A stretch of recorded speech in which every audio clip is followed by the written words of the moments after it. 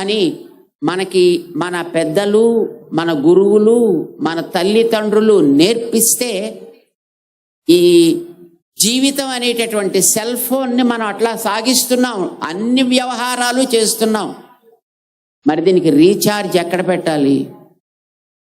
మనలో ఉండే ఆ భావనని ఎక్కడ మనం రీఛార్జ్ చేసుకోవాలి? ఆ రీఛార్జ్ సెంటర్ ఆలయం.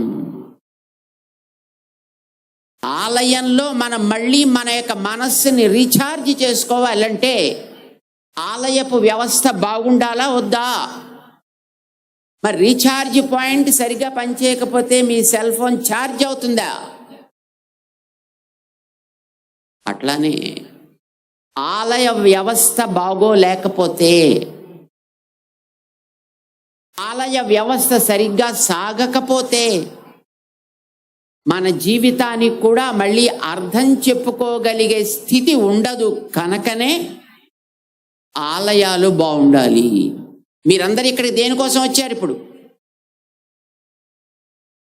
ఆలయ వ్యవస్థ బాగుండాలి అని అడగడానికేనా కాదా? ఇది బాగుండాలి అనే గతంలో మహారాజులు ఆలయాలు కట్టినప్పుడు, జమీందారులు ఆలయాలు కట్టినప్పుడు వాటికి వందల ఎకరాల భూములిచ్చి,